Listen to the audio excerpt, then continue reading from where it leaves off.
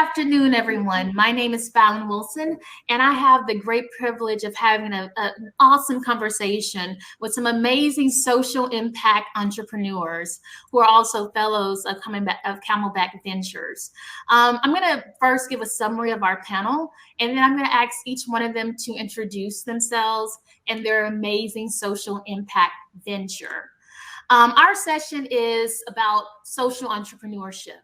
We believe that entrepreneurship is the fastest path for societal change, and technology is a tool that can be used to empower that change. Yet a large part of the innovation spectrum is being missed as the tech ecosystem continues to exclude BIPOC founders.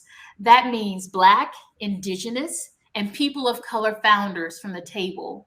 Tech giants may be consumer-centric, but those with the solutions to improve social, environmental, and economic outcomes are those that are the most proximate to what communities need, i.e. the amazing social entrepreneurs you're going to speak with. So the question is, how can we expect technology to make the world better, a great place, an automated future, if those with the solutions aren't at the table? And so I'm excited because each of these amazing social entrepreneurs are part of the solution, and they're going to share their vision. So let's begin with Deshante. Hi, thank you. So I have a Civic Empowerment App. We put the MVP on the market in June. So you can go to it right now at www.1000more.com. And what you'll see is a legislation tracker. So we can finally see all the legislation that's moving through Congress or that's actually coming up for a vote. And it's written at a third grade level because the average in America, the average literacy rate is actually below a sixth grade level. So from there, you can also take lots of action. So you can call or email your elected official. You can tweet at them. We give you a script in case you're a little bit nervous about what to say. And also you can crowdfund advocacy efforts for pieces of legislation. So it's very important that we have a tool to collect our financial power as well and use that. Essentially, we are helping regular Americans break up the big lobby. Oh, that's amazing. That's really good work. And to be honest, they're not amazing people of color driven bill tracking systems like the one you're creating. So that's really exciting. Can we now hear from Nicole?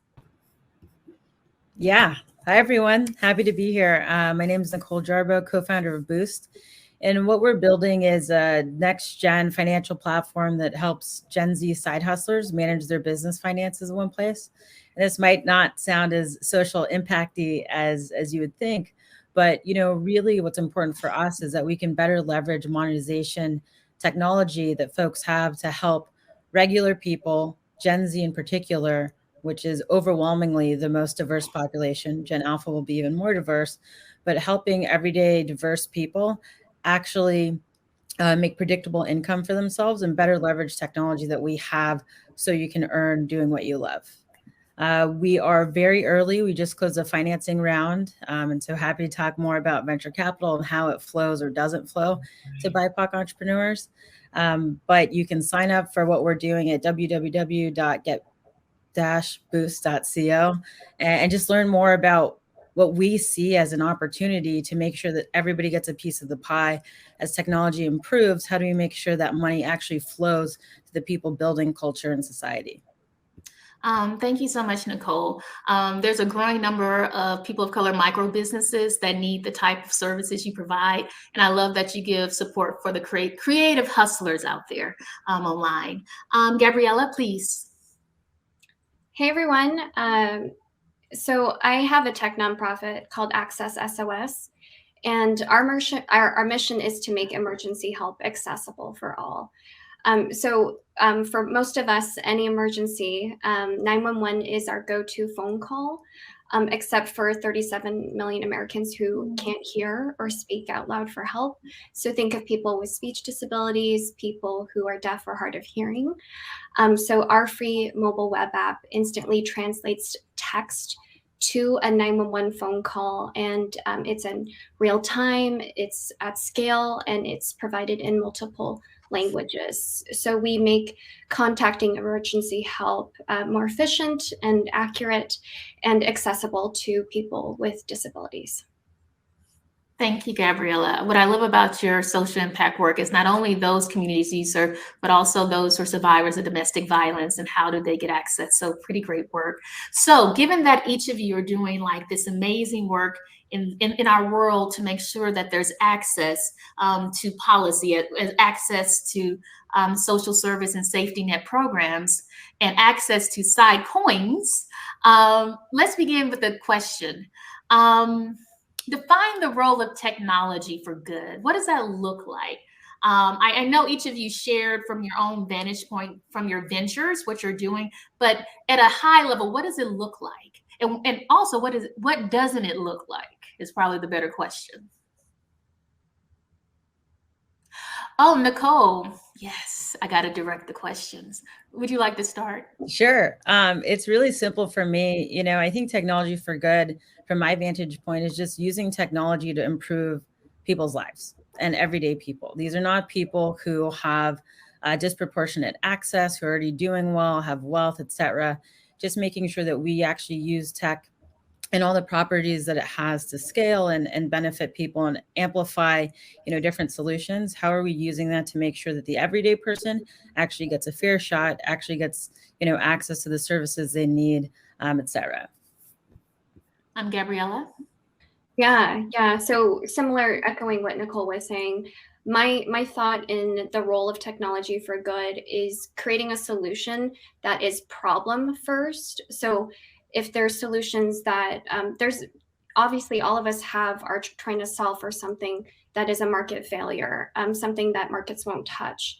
And so creating a solution that is problem solving first, and using technology, the power of it to really scale that goodness, scale that good. So that's my vision for technology for good. Deshante, please. Yeah, I just think it's something that's necessary. And I think that it's a conduit for the work that I think most of us were already sort of doing. Like, I did not set out to work in technology at all. I work in public affairs, civic empowerment, civic engagement.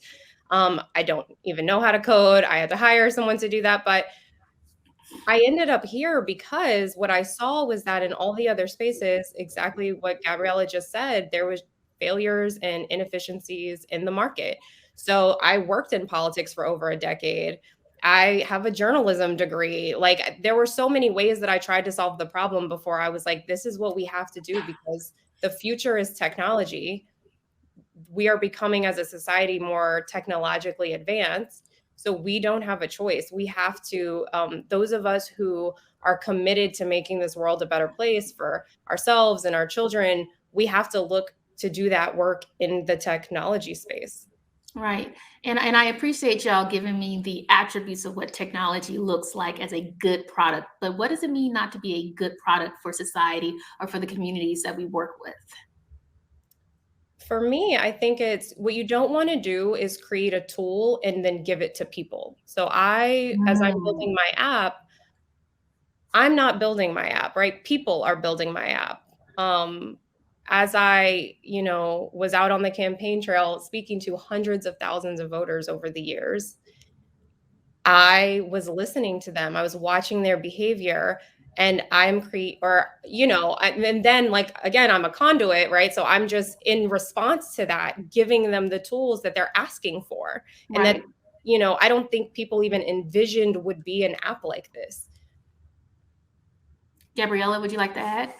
Yeah. So if similar to what Deshante was saying, people drive my app as well. And if you looked at the very first iteration of my app to what you see now, it has changed because every person I have talked to has really touched and really changed the app to be something that is usable, something that they want, something that would help them. Because people I've talked to who have been in emergency situations, if they used the first iteration of my app, it would just be unusable. And so with shaky hands, with uncertain environments, not knowing where your location is, people really have touched this app in many, many ways and has created what we've made today and will probably continue to change. Got you. Nicole, do you want to jump in? Yeah. So I think the thing that might be sticking out to people right now, just in terms of current events, is some of the stuff happening with Facebook and the hearings. I think that's a great example for how technology can specifically exacerbate things that are not good, right? And so, I see technology as a tool, and that doesn't mean that it's hard to sort of build. I'm trying to be non-controversial here. So, but if I'm allowed to be Be controversial for okay, consciousness cool. and for community and justice. All right, great. Safe space, or brave space. As safe as you can be on virtual, that is, but continue. I've been watching some of the Facebook stuff recently, and I live in Silicon Valley. And so it is very sort of prominent in the ways that we like move and how we think about Silicon Valley's contribution to sort of global understanding of what tech can do, right? And so when I think about the hearings that have been playing out in the Wall Street Journal's expose and all of the leaked emails and documents, I really think about, what is our sort of responsibility when it comes to technology, and where does technology and tech companies, where do they end, and where does the person start? Right. And when I think about how technology cannot be used for good, I really try to, I've been trying to wrap my head around what does it mean for technology to amplify, exacerbate, and bring out, honestly, the worst in some of us, right? And as I've reflected on what's happening with Facebook and the hearings, as I mentioned, that's really what I've been struggling with, right? How much responsibility does technology have to keep us safe and design for us, versus how much responsibility do we have as people to keep us safe and use technology properly? And there's not really an answer, right? But I did want to address this idea that technology can be just technology, but where does our interaction really determine what's good and not good? This might be a little bit too philosophical. Oh no, I love it. You're thinking about a ton. You're talking to a researcher who loves policy and tech policy. So this is the sauce. But it also gets to our next question, right? Who is responsible for doing tech for good, code for good, or whatever the ways in which we're thinking about creating our social products, right? Is it the technology? Is it the social entrepreneur? And what role do you specifically, as people of color, play in this process? Because I suspect some of the challenges that Facebook and other big tech is having at this moment is that their design teams, their product teams were not reflective and they were not diverse, right? And they didn't have the amazing companies that are part of Camelback Venture to help guide how they develop the types of code and the algorithms that they're using that are causing literally havoc globally, right? Literally, these companies have terraformed our geopolitical, social, now our online experiences. And so my question for each of you now is, what role do you play as a person of color doing this work in this space to inform in the next 10 years, a better future for what tech for good should look like? Because, Facebook and others can say, we're doing good work. You don't have to pay to be on our service. You get to connect with your friends. It is a social good that's online, right? And so how do you, as BIPOC entrepreneurs, help guide a future forward for your products, but also for a larger conversation for technology? And I'll begin with Gabriella. Right. So when we think of the 911 system right now, it is voice centric and it is designed for people who speak English. And so because I come from, both my parents are deaf, because I come from that community, because both my parents are immigrants, I come from that community as well.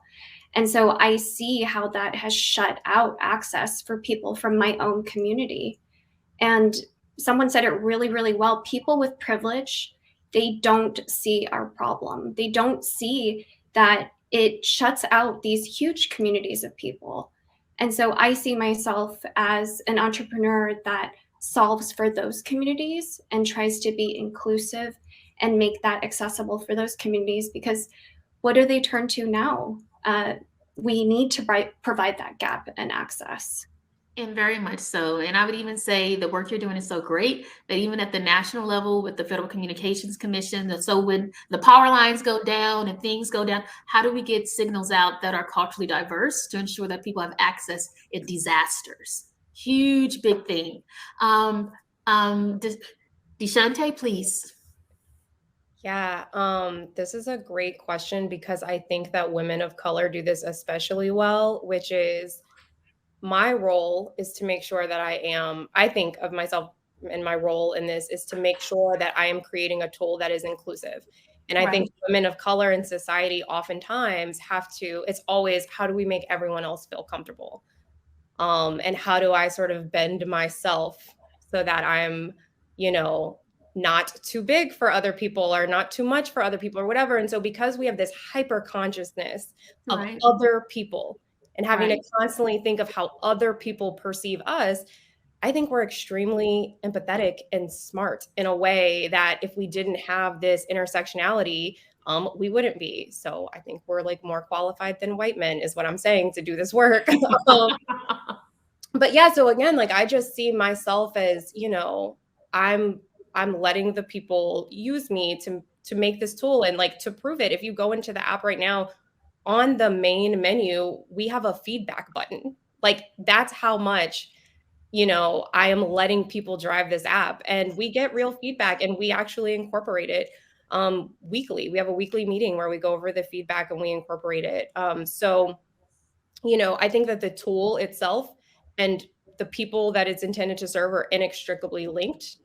And I just think of myself as sort of trying to let sort of the people work through me to create the tool. Right. Nicole? Dr. Wilson, can you repeat the question, please? Oh, I know. I gave you like a whole soliloquy before I gave my question. It's all good.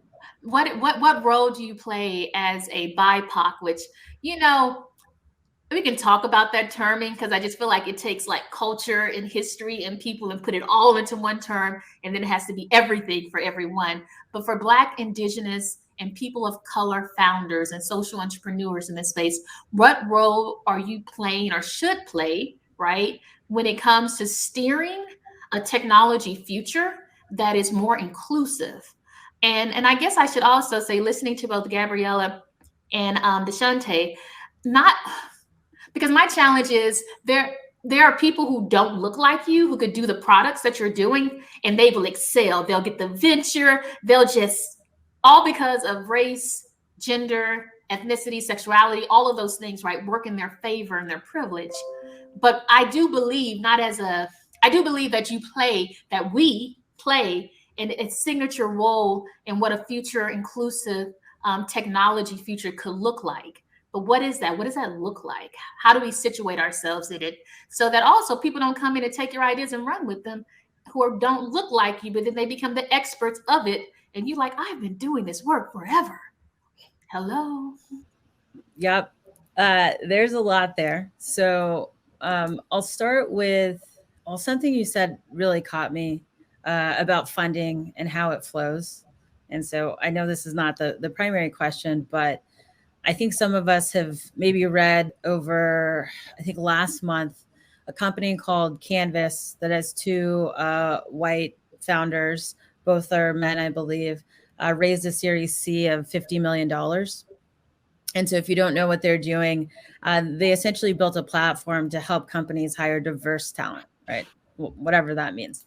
And they had just closed a $20 million funding round several months before. Right. So this is 80 million. They've done 80 million plus dollars in venture funding in a really short amount of time, building something that's supposed to help companies hire people who debatably are nothing like them and don't share a background.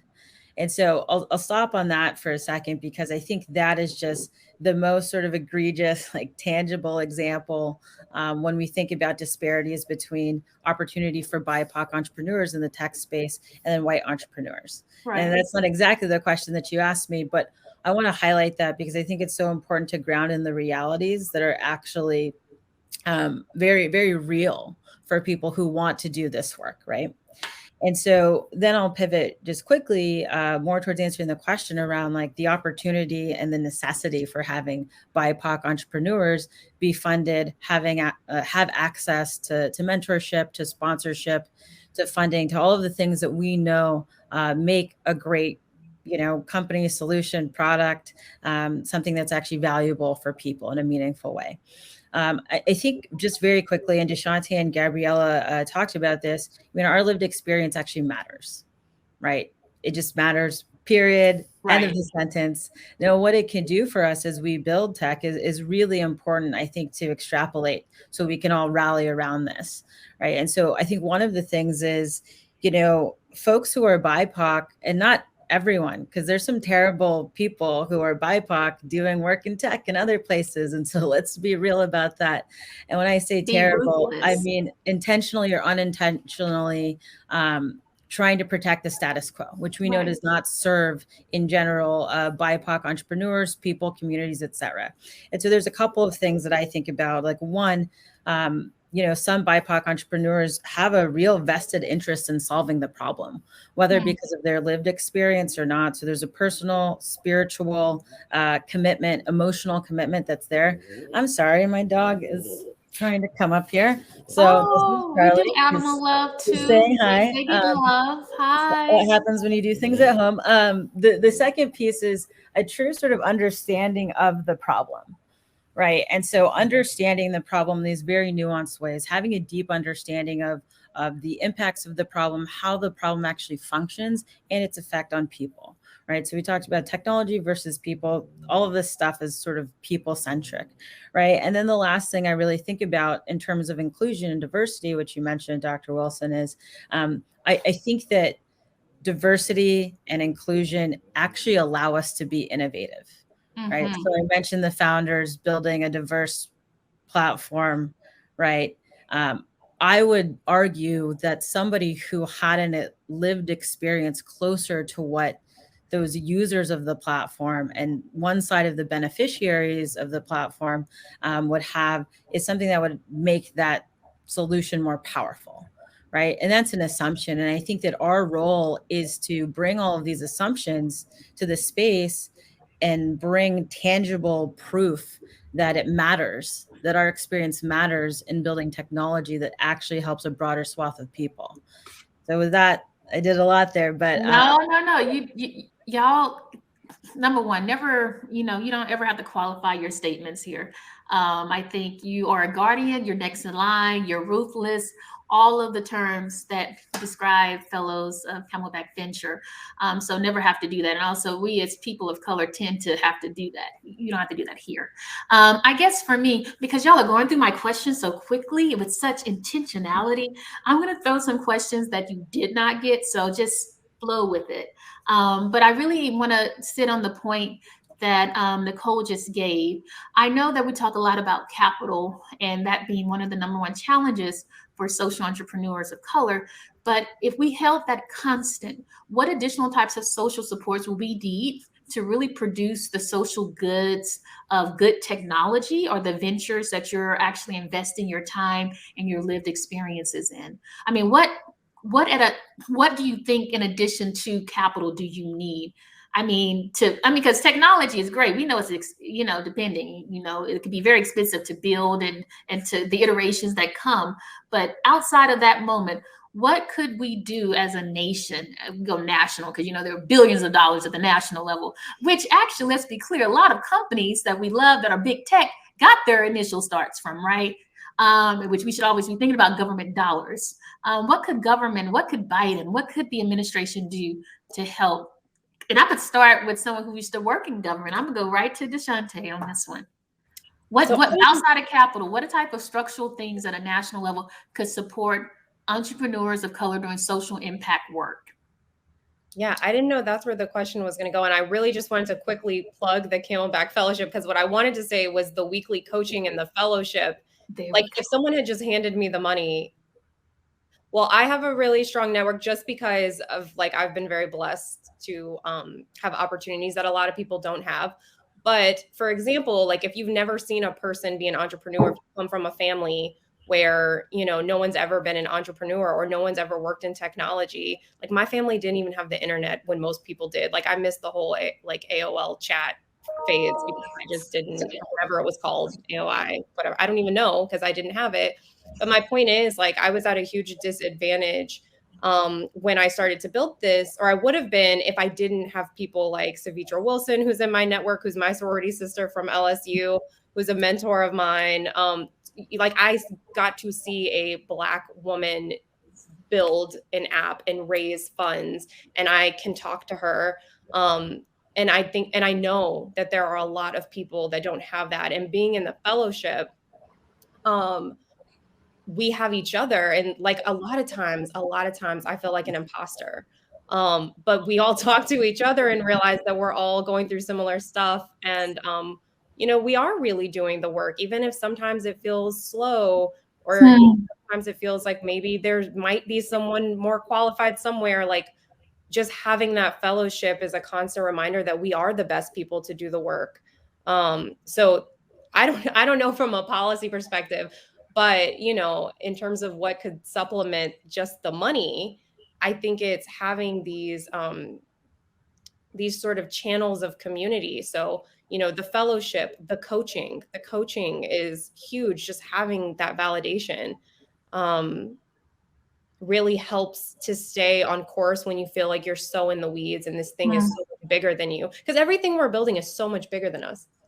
This is true. Serving so many people and touching so many people. And if you are an empath and you do care about people, like that's a lot of weight to carry. So being able to carry that weight in community has been really good for me and important to the growth of the venture. You know, there is a saying that we are the ones we have always been waiting for. And I love what you just said about what Camelback Ventures, what it provides for each of you. But I feel also they can get more dollars from government to do that even better. Isn't that right, Kelly? But she's off screen. Okay, Gabriella. Yes. Yeah, very much agree with what Deshante just said. We need more accelerator programs like Camelback. We need so many more of these, because you can't build a company, you can't build a technology for good solution alone. It's just not possible. You need that community of support. I could trace back exactly where, when I first started this, I was just so alone and walked into so many rooms where I was the only woman. I was the only woman of color. And I had to talk to these people who were taller than me that didn't understand that this was a problem that I was trying to solve. And finally I was in another accelerator called Fast Forward. Walking into that space, people finally got it. They finally understood what I was trying to build. And Camelback, same thing. People of color, fellow entrepreneurs who really understand and are helping me cope with, is my app ready? How do I pitch this? Just really understanding and being on the same wavelength and giving that exact support that I need and that reassurance that I am doing the work. So Dr. Fallon Wilson, just to reiterate, we need so many more Camelback ventures out there. Yeah, we need to scale. That makes perfect sense. What about you, Nicole? Yeah, I mean, I would agree with everyone. And something that I think about a lot is the sort of people part. So it can show up as coaching, can show up as community. But really, for me, putting a finer point on it around the importance of social capital, right? So I raised about, some people know this, but it's not necessarily public. We raised a pre-seed financing round for the company of about $1.5 million, right? Which is important, I think, for a couple of reasons. One, it means that we don't die. Another reason that was important to me means that at the particular time that we did it, I could say I was one of the 100 Black women who was able to raise over $1 million in venture capital, right? Thank you. But in that context, right?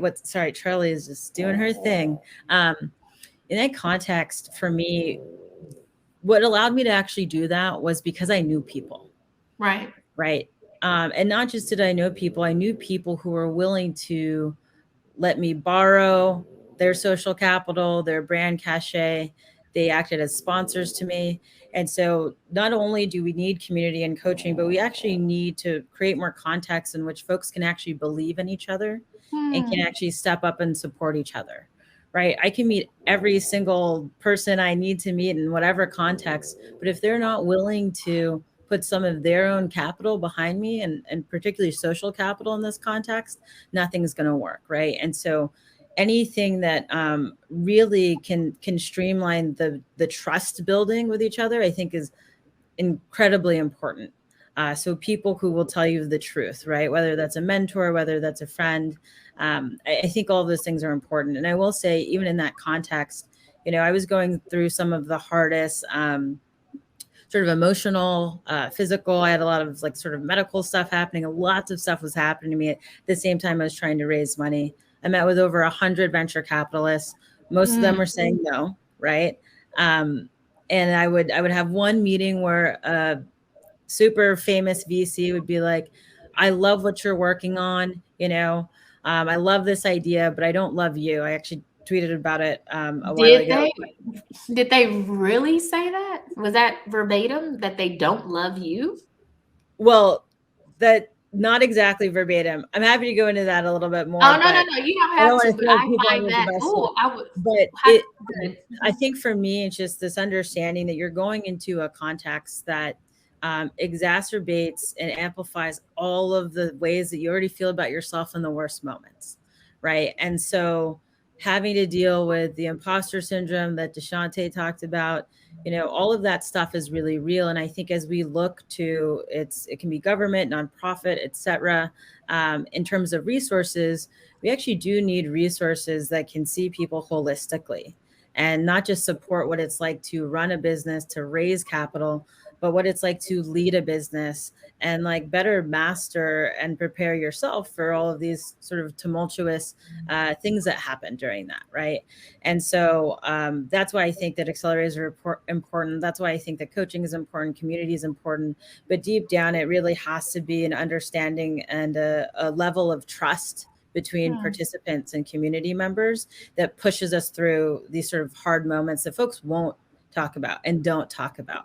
Right. So how do we build more spaces where people can actually tell the truth about what it's like to do this work? Ooh, now that is a good question. And I think, of course, Camelback Ventures has created that for you, but I think that is the truth of it, for people to really tell you how demoralizing the experience can be. The idea that a VC told you they did not like you. Oh my goodness, my pressure went from here to there instantly, because I know that you're doing good work, right? You're doing technology for good. You're looking to solve issues that affect primarily people of color, right? And they don't get that. It can emotionally, I think you're right, having some type of strategy around the emotional health of social entrepreneurs of color is something that I suspect that once you get a Camelback, but how do you scale that for so many who, would need that type of resource? So here's the question. And I know that okay, I got a mark of time. I want you to sit back, close your eyes. We're gonna have a whole visualization, ideation moment here, right? And think about, literally close your eyes as I'm talking. Come on, I'm an educator by training. Just go with it. And also, people have been watching and sitting all day. We got to give them something to do too. Also, everyone's out there looking, close your eyes too. If you're a social entrepreneur, close your eyes and think about the amazing work you're currently doing, right? You're making sure that survivors of domestic violence can figure out safe ways to get to safety. You are saying to those who are like doing their micro businesses online, who are bivocational, working their full-time VP job and doing additional work on the side, that I can help you manage that. And you are saying that I'm going to figure out how to make sure that you understand the policy and the legislative agenda of both parties so that it's accessible for you to make public comments and to engage. Each of you are doing that type of work now. Not with the funding that you need, let's be very clear. And sometimes not with the resources outside of a Camelback venture being a covering over you. But if you had to like think about yourself in the next 10 to 15 years, and you could grow and scale, not encumbered by financial resources or social capital resources, what would your venture look like? How would it morph? How would it transform itself, reinvent itself, be more impactful, more scale? What does it look like? How does it feel? I'm such an educator in this way. I just want you to, I think it is important to the point that Nicole made before my question. It is the emotional resources that sustain us in these critical moments when we're doing this work from our heart space and not just from a profit margin space. And so I'll give you a few seconds to think on that. And then I'm going to begin with Gabriella. Keep your eyes closed. No. Don't demystify my moment here, people. I know y'all are technologists and y'all are super smart.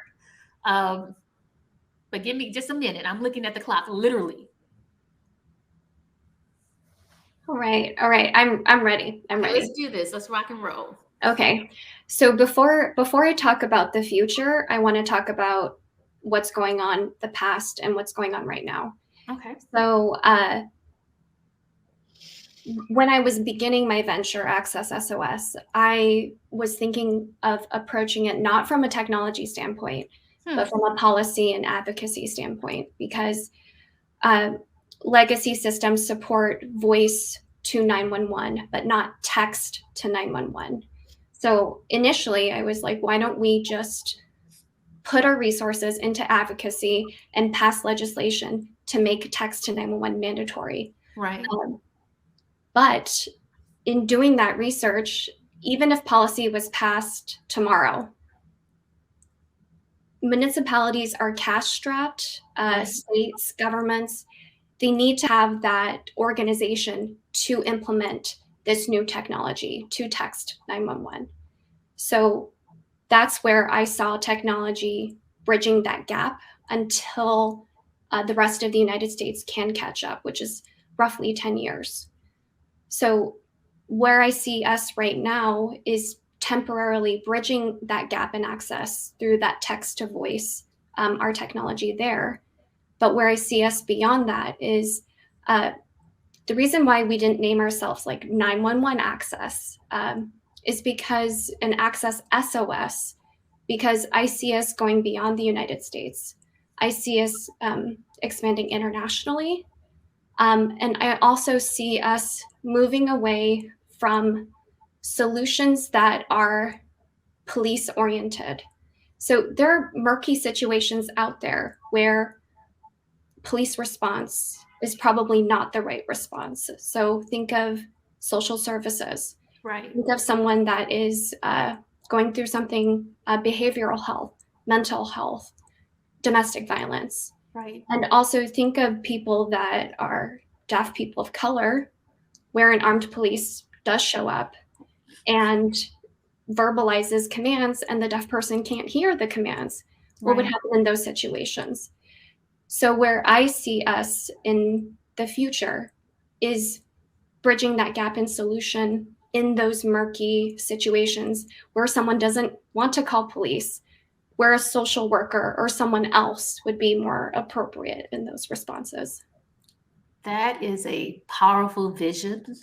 And you spoke from your core on it. And it's interesting, right? When there's a lot of research that looks at racial demographics of students, and they say, why do you want to do STEM? Why do you want to do technology? Non-people of color say, so I can be disruptive, so that I can be the next Mark Zuckerberg. When you look at students of color in school, for why do they do STEM in college? They want to make impact. They want to have change. They want their lives of their mothers and their fathers to be better. And so the idea that your outcome 10 years is not about like profit, but it's about people and like really deconstructing a system that dehumanizes people of color. That is profound. Thank you. Come on, Nicole.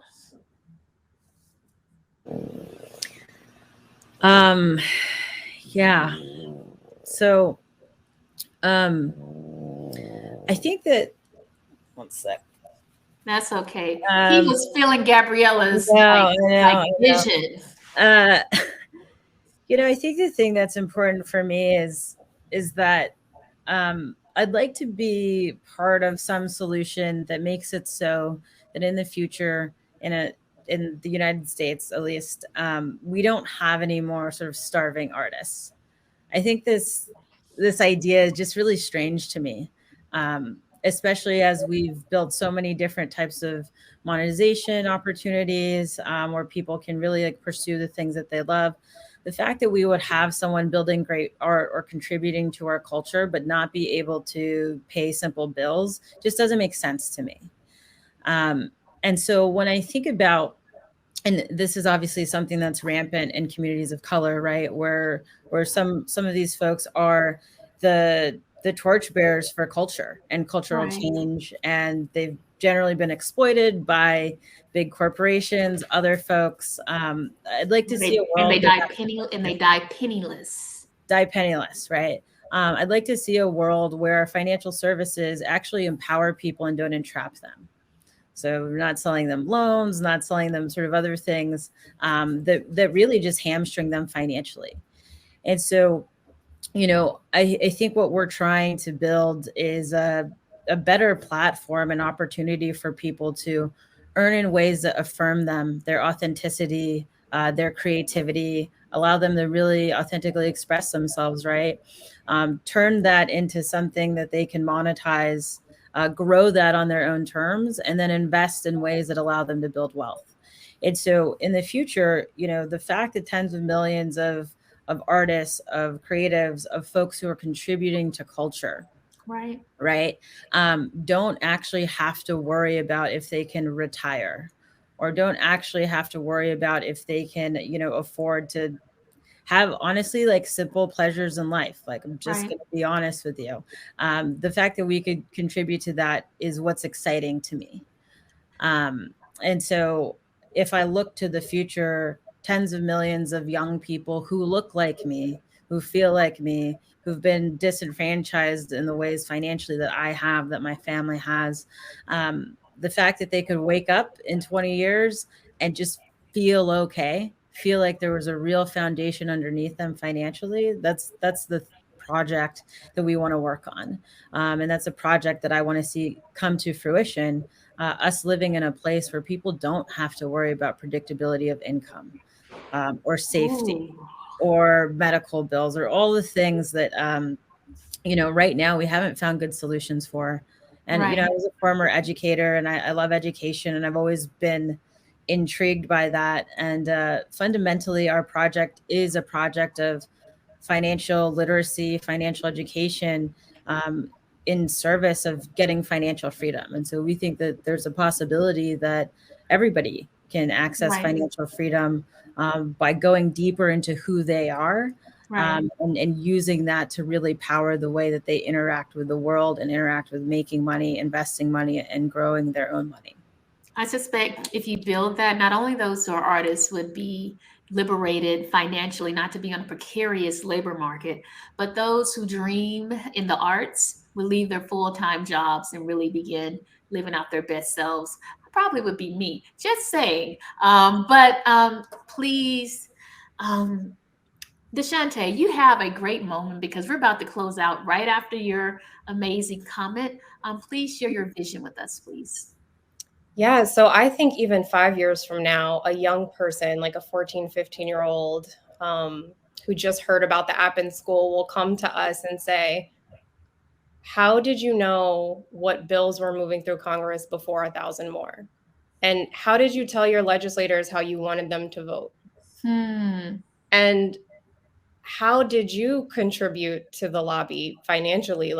Did we have any, stake in that? And they will be lost when we say that we didn't. People don't know what they don't know.